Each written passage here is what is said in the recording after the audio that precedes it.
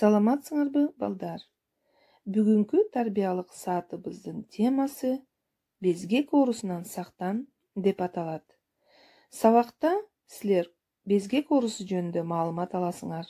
Оорудан сактануу эрежелери менен таанышасыңар. Безгек өтө коркунучтуу дарт. Бул чиркей чаккан оорулуу адамдан соо адамга жугуучу мите оорусу. Безгекти плазмодий деген кичинекей мите жугузат.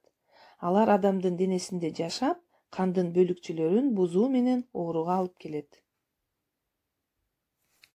Мите өтө кичинекей болгондуктан микроскоп менен гана көрүүгө болот. Бул мите чиркейдин ашказанында жашап көбөйөт да адамга чиркей чакканда жугат.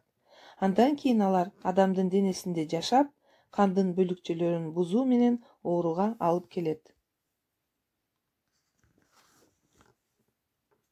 Чиркей жөнүндө жана андан кантип сактанууга болот?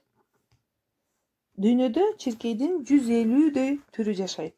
Улардын ичинде анофилес түрүндөгү чиркей гана безгек оорусун жугузат. Бул чиркейлердин көбөйүп өсүшү менен түздөн-түз байланышта болот да, алардын жумурткалары жана личинка курттары сууда өсүп жетилет.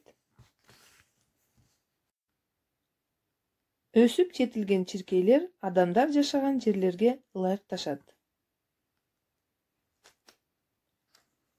Эсиңде сакта, безгек менен ооруган адамдын башы ооруп, тердейт, денеси чыйрыгып, калтырайт.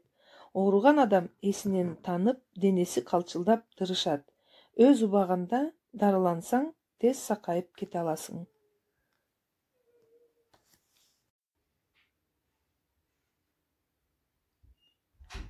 Безгек оорусун болтурбоо үчүн ушул ооруну жуктуруучу чиркейлер менен күрөшүү зарыл.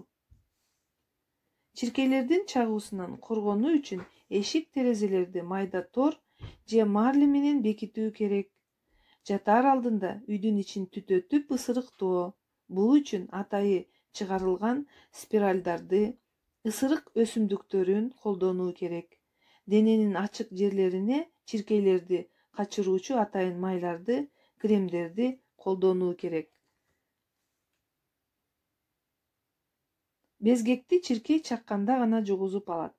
Эгер ооруп калсаңар, толук айыкмайынча врачтын көзөмөлүндө болууңар керек.